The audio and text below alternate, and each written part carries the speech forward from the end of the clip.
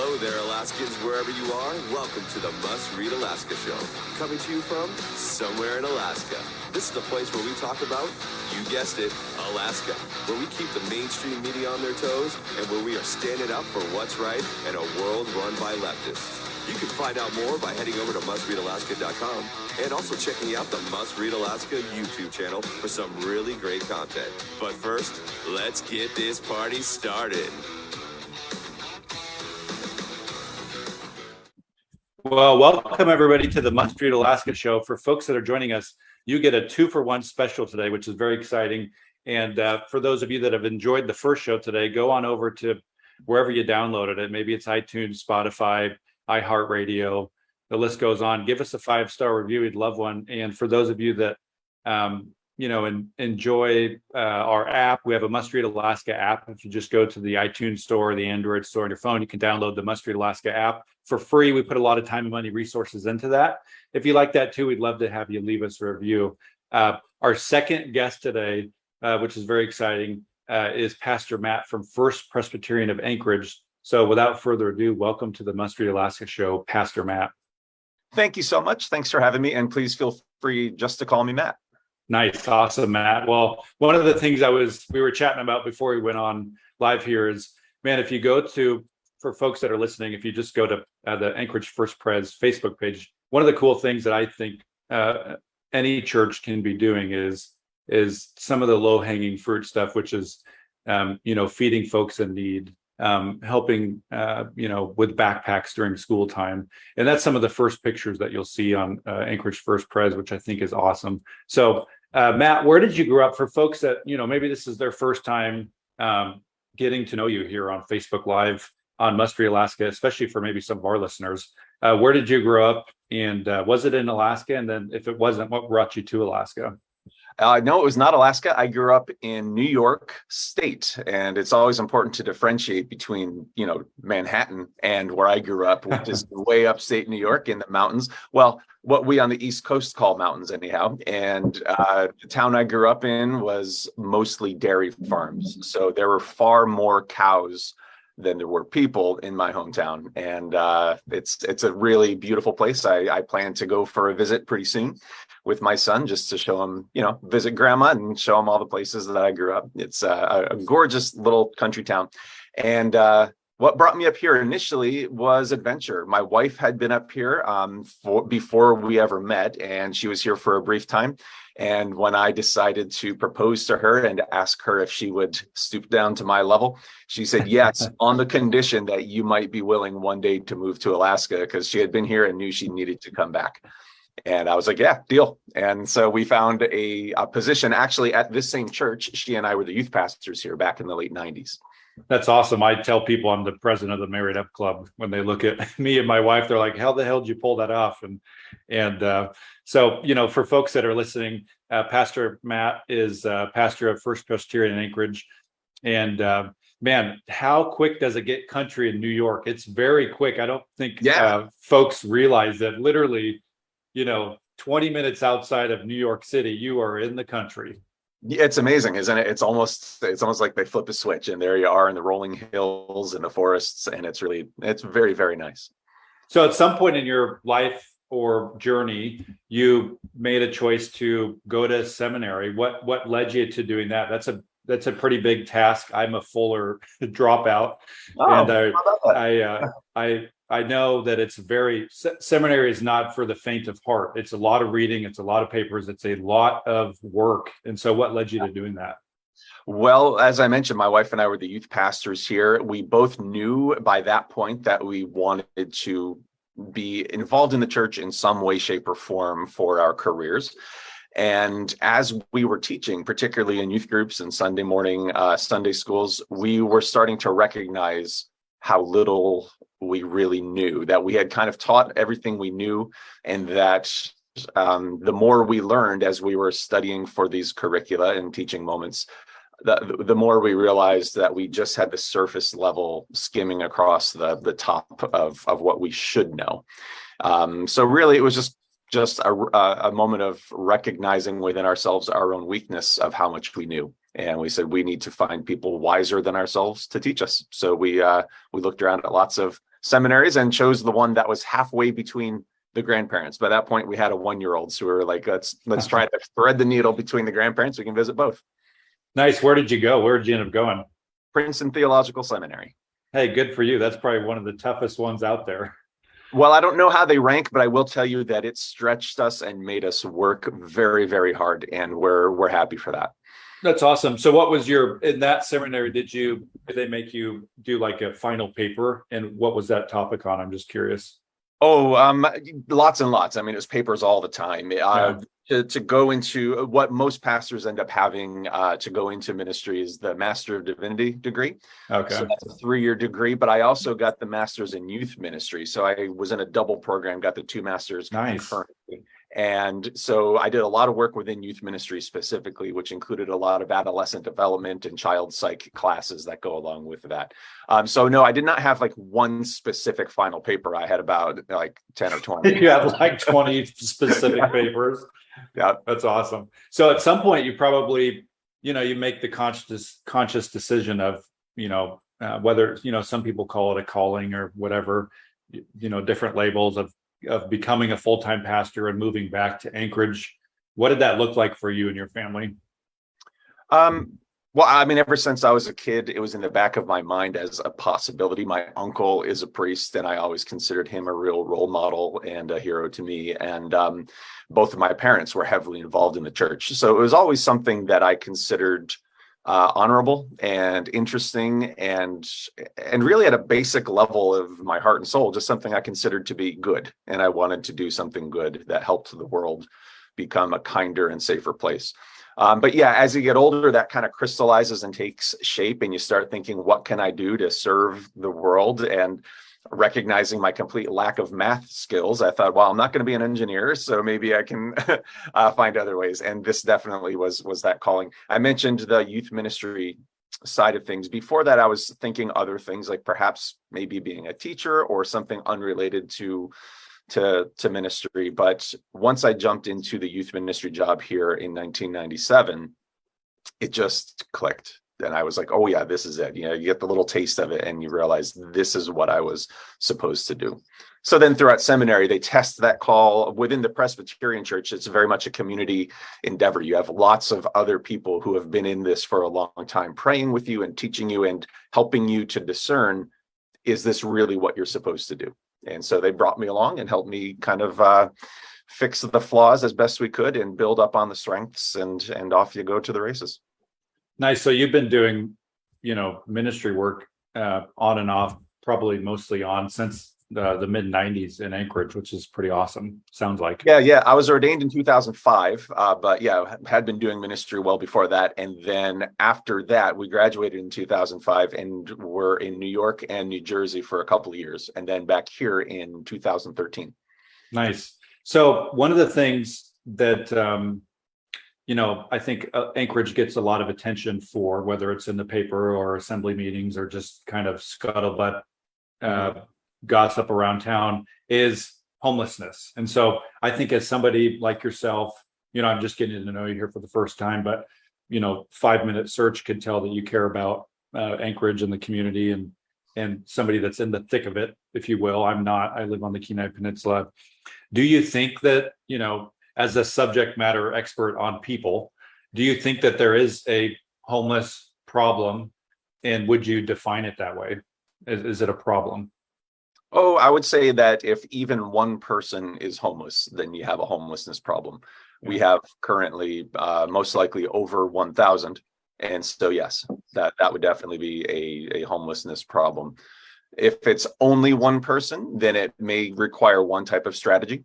If it's over 100, that's a different strategy. And if it's over 1,000, another strategy. Still, when you get to numbers of that size, not only does it require policy solutions, but it also most likely is a result of policy choices. And so, you mentioned before how our church shares food with people on a one-to-one basis, and how we share our garden space to grow food for others. And, we hand out dry socks and we hand out bus passes and things of that nature to individual people who are experiencing homelessness. And that's great. But to quote Archbishop Desmond Tutu, he says, you can pull people out of the river, but eventually you have to start going upriver to find out why so many people keep falling in. So we're trying to do both. We're pulling people out of the river as we see them. Just this morning, we tend to have between 5 and 10 on the church property each morning, homeless people that I help to wake up and say, you got to move on because we have, school coming in a minute here. So we help them as best we can, but also we have to look at the policies to say, why are so many people winding up in a situation like this, and how can we help them escape it? So being in Anchorage since the mid-90s, have you seen this problem get worse, better, stay the same? What's your opinion on that? I was not involved in the 90s in that world, so it would not have been until 2013 that I started being involved in this. In that time frame, that's hard to say. And I would also, I would recommend that people not look at it just on what it feels like, but rather get into the numbers that are officially presented by, a few different entities you can choose to look at, because there are many different types of homelessness. And a lot of people tend to go by the visible homelessness that we see, for example, on street corners with cardboard signs. We see people standing there, or like I mentioned before, people who are sleeping on our property. That is one way to gauge one particular strain of homelessness, but it doesn't really get to things such as people who are perhaps in a temporary housing situation, or couch surfing, or any number of other, or perhaps in a hospital bed but don't have a home to go to. So those are broader metrics and less of an anecdotal evidence kind of gauge. Yeah, one of the things that was eye-opening to me as just a person that lives on the Kenai Peninsula is that there's a lot of homeless kids, even like just home, I don't know about Anchorage, but I can speak for the Kenai Peninsula. There's a ton of kids that are homeless that go to school every day, and maybe they're couch surfing, or maybe they're staying at a friend's house, but they literally don't have a home to live in because they're, every 2 weeks there's changing, where they live at in terms of their friend's couch. And I think sometimes it's overwhelming for folks. Let's say you're a stay-at-home mom or a stay-at-home dad, or you got 2 jobs apiece, mom and dad, and you got 4 kids, and there's just not enough time in the day, it feels like, to make a difference. What do you feel like are tangible ways for folks that genuinely care but don't have a ton of time to help out? Mm-hmm. Well, we mentioned a moment ago about helping people in the real practical one-to-one ways or policy ways. Those are both important. That old saying, give a man a fish, he'll eat for today, teach him how to fish, he'll eat forever. Our approach is both. Give him a fish, and he'll be much more able to learn how to fish. And so if, for example, you mentioned a family that is just maxed out on time, you don't have time to go get involved in the broader systems, then absolutely giving someone a meal is super important, or going down just for one day to volunteer at one of the shelters. That's very, very important. There's the danger that we make the perfect the enemy of the good, right? You don't have to solve all of homelessness for all of Anchorage to show compassion to an individual person. So there are ways you can look online of how you can make a little baggy packet of useful items for someone who is homeless, and you can hand those out. That's a good example to set for your kids too, that if you, for instance, see someone on the corner with a sign and maybe you feel uncomfortable giving cash, you can say, well, here's a baggie with a little bit of, some granola bars and some dry socks and a bus pass in it. Hand that to the person and say, here you go. Hope you're doing okay. That little bit of compassion goes a long, long way. It's a great way to live out your faith or your values so your children see you doing that. And it's safe both for the giver and the receiver. And now, it's as simple as like a energy bar, yeah. maybe toothpaste, toothbrush, like simple little things that we take for granted that I can just go to my cupboard and pick out 10 of them. Those personal hygiene items can be super helpful. And I've mentioned socks a couple of times. That tends to be high on the list for lots of recipients. Now, that's part of it. And that can be your piece of the puzzle. However, let's imagine that you are a lawyer or you work in human resources. I mean, you could be then such a great resource to a person who's looking for a job. and maybe they're homeless saying, I have skills, I want to find stability in my life, I just need a little bit of a nudge in the right direction.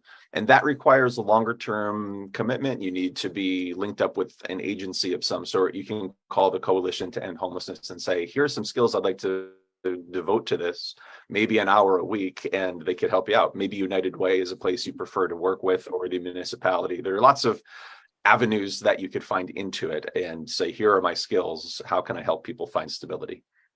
That's awesome. So let's say if you had a magic wand and could flick a switch, you've kind of broached the topic of policies. What are some policy things that you'd want changed or fixed? There are so many. That's a can of worms, I know, but yeah, you know. There are so many needs out there and so many ways that government can be hugely helpful. One thing we definitely need is more caseworkers. So individual people who are trained to help homeless people find their way out of homelessness. We need more treatment beds for people who are struggling with mental illness or with addiction. Not just treatment beds, but people who are trained how to provide the proper counseling to help people in that situation. If you are addicted to alcohol, for example, that might be the most common one. It's not as simple as saying, we'll get over that and then go find a job, right? I mean, it takes a lot more than just willpower when you're living on the street and in danger all the time to simply, like you mentioned before, there's no magic wand. No one has that magic wand to say addiction, poof, I'm all better. Or now I have a job, or now mental illness has been eradicated from me just because I chose to, right? These things require a broad base of professional people and professional facilities to address those problems. And so that, I would say, that's probably where I would start if I had that magic wand. Are you hopeful for solutions, or are you more discouraged than encouraged? Always hopeful. Okay. That's my job.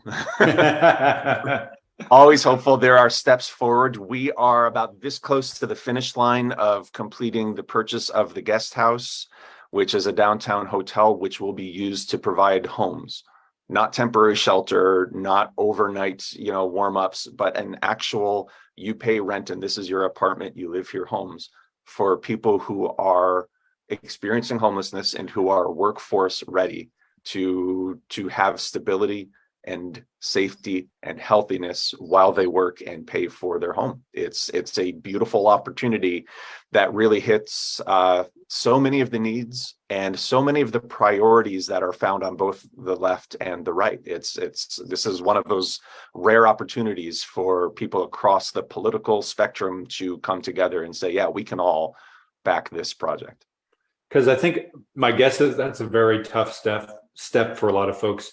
Let's say they've been homeless, they've maybe figured out a way to get into a temporary shelter, and they're working their way into, okay, they have a job, now they need a place to stay. My guess is the transition from a temporary shelter or just living in a tent to finding a place to stay is extremely tough, and rare to find folks willing to work with those people. Oh, absolutely. And you hit on an important aspect of it, the chicken and the egg aspect of, do you get a job and then an apartment, or do you have to get an apartment in order to even get a job? I mean, imagine yourself having to live on the streets for 4 weeks while you're trying to figure out what's next, and then being told, oh, by the way, this afternoon you have a job interview, and you're literally wearing the only clothes you have, and you haven't had access to a good shower for several days, and you have to go present yourself for a job interview. And then they say, sure, you can start tomorrow, but how are you going to get on a bus to get to work on time? And where are you going to leave your things in the meantime? To have a home allows you to get a job. And so that's why Housing First is one of the strategies that can be extremely successful. Let's allow people a home, a safe place that's healthy and has some dignity to it. And once we've provided that stability, it does allow them to get a job. Frequently, it does allow them to find success in treatment for addiction and mental health issues as well, and other forms of physical health. So it's a chicken and egg thing. Some people get the job first. Some people get the apartment first. Another aspect of that is that as we look for people to find a place to live, in Anchorage in particular, the job market is really tight right now. And so if you're living on the street and trying to work, trying to save up money, you're going to need first month's rent, last month's rent, and a security deposit. And that's extraordinary. For you and me, perhaps that's within reach because we have stable jobs and a home to live in to maintain our lives. But if you're living on the street, to save up that many thousands of dollars, which you're likely to have to carry around in your pocket in very unsafe circumstances, it's just a hurdle that's impossible to overcome. So we just need to knock down some of these initial hurdles, and that allows people to get into their own cycle of healthiness and stability. So you think Jesus would be hanging out with these kind of folks? Oh, sure. Yeah. Any society you look at the people who are the hardest hit, who are the most outcast, who are the least welcome, who are the most in need. That's where Jesus is going to be. Yeah, he was, and he oftentimes made fun of the folks that, were the put together people. And that's one of the things I love about the Bible is that, Jesus was a very outspoken, not cookie cutter, fit in a box kind of person. And he made fun of religious people. He made fun of the folks that are put together. He hung out with prostitutes, sinners, people with leprosy, all that kind of stuff that normally people even now would like, if Jesus was here today hanging out with prostitutes and chilling at the bar. And absolutely. People would not like that, religious leaders. Yeah. Did you ever see an old cowboy movie and there's always the church on one side and the saloon on the other? Yeah. I'm always thinking, Jesus, he's in that saloon for sure. He's just chilling in the saloon talking to normal everyday folks. Jesus even went as far as to turn over the tables of the folks that were making profit off of religion. But I lost your signal for just a sec. Could you say that again, please? Oh, can you hear me? Am I back? I got you now. Yeah, if you don't mind, just. I said Jesus even went as far as to turning over the tables of folks that were making a profit off of religion, which I think is very appropriate even in today's age. Agreed. So let's say we have somebody listening to this and they're a Jesus follower, and how would you encourage them on how faith plays a role in taking care of folks that are, disenfranchised in society? Well, I'll say two ways. One, on a specific level in Scripture, Matthew 25, at the end of that chapter, is the parable of the sheep and the goats, and it gets right to what you were just talking about. That Jesus said, when you saw me hungry, you fed me. When you saw me in prison, you visited me. When you saw me naked, you clothed me. And they said, when did we ever see you? And he says, whenever you did that for the least of these, you did it for me. And so, if you're a person of faith, this is directly what Jesus talked about. Here Jesus is outside. This morning when I got to church, I woke up Jesus and said, are you doing okay? I'm afraid you have to walk down the street because we have a school coming in. And I fully expect when I meet Jesus on Judgment Day, he's going to say, why did you send me down the street and not invite me in? Why didn't you give me food that morning? Why didn't you give me a hug? And I'm going to have to answer for that. That's a tough one. And I'll say, but here are my reasons. I had a very busy schedule. I had this reason and that reason. And there's a school coming in and I had kids soccer practice and I had 17 other things. And Jesus will be doing this to me. He'll be going like, do you hear yourself, buddy? So that's, when Jesus got mad at the religious leaders, it was often for hypocrisy. And I think he'll call me on mine just as much. And so that's something I struggle with on a daily basis. Now, you asked how people of faith following Jesus, how do they live this out? And that's the specific scripture that I like to turn to, but it's all throughout scripture, all throughout the Old and New Testaments, this call to stand for and to stand with the people who are experiencing the most harm. For me, I find that handing someone a sandwich or handing someone $20 is good. But if we can address a policy change that allows for Beans Cafe to be properly funded and given access to various places, that doesn't just give the one person a sandwich, it gives 100 people sandwiches, and at a much more cost-effective rate than what I could do personally. If I give $20 to one person, that helps out a little bit. If I give $20 to the Gospel Rescue Mission, that multiplies because they can do more with less than I can as an individual. So when you're following Jesus, you want to consider how to do it wisely and strategically. My least favorite bumper sticker in the world is perform random acts of kindness.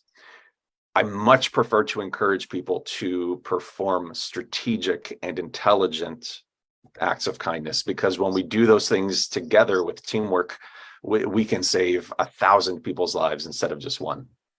Nice. Well, one of my last questions to you is this, Matt. So you've been in Anchorage doing this, since the mid-90s, came back in 2013. Do you have one moment that you can look back on over, the last almost 10 years and, is your most exciting, proud moment of being a pastor at First Pres? I appreciate that you sent me that question earlier, and it's a joyful question to consider.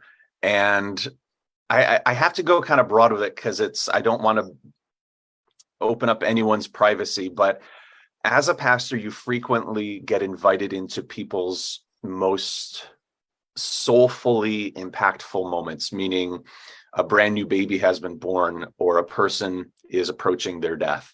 And you're given the great privilege of being invited into those moments. And it might sound counterintuitive in some ways, but to be invited to sit with a person as they are dying is a beautiful honor that you're allowed. And it's meaningful in a way that's very humbling. You're allowed to be present at a moment that is really a family moment. And so I wouldn't say it makes you proud, and it doesn't make you happy in the moment because it's tragic, but it's a great honor that you're allowed to be a caretaker in that time. They're going to hang out with Jesus. They're probably having a better day than we're having. They're hanging out with Jesus, but it definitely is a very impactful moment. And it sounds like you've been able to be a part of probably many of those over the years. It's both sad, tragic, but also something that's super impactful. So I think that that's a great thing to be excited about, that, as you've been pastor there for over 10 years. So what, let's say somebody's listening and they're like, this Pastor Matt guy sounds awesome. I want to go check out his church. Where can somebody find your church? What's your website? How can somebody look you up? Give us those details. Thanks for asking. We are at 616 West 10th Avenue. That's downtown at the corner of 10th and G, right across the street from the park strip. If you just need to park someday when you're heading downtown, give me a call. We'll hook you up. And also the website, just Google us. I forget the actual website, but Google First Presbyterian Church of Anchorage. Make sure you Google Anchorage, Alaska, because there is also a First Presbyterian Church of Anchorage, Kentucky. And we sometimes get each other's mail and whatnot. So, but if you Google us, you'll see we have worship services. This Sunday, it's going to be at 10 a.m., but for all the following weeks, it begins at 11 a.m. for our worship services. Awesome. Well, Pastor Matt, I appreciate you coming on the Must Read Alaska show. You're welcome back anytime. And I wish you nothing but success and encouragement as you're out there in the trenches every day, trying to, literally help out with the homeless problem that we have in Anchorage. So kudos to you for doing that, and Godspeed. And for those of you listening, thank you so much for listening. We'll be on the show tomorrow. I'll be on with the Mayor Cordova, which will be very exciting. And then we'll also have Senator Dan Sullivan tomorrow around 4:00, I believe. So it'll be another doubleheader tomorrow. So until then, I'm John Quick signing off from somewhere in Alaska. Thanks again, Pastor Matt. I really appreciate it. Thank you so much for having me. It was a pleasure. Yep.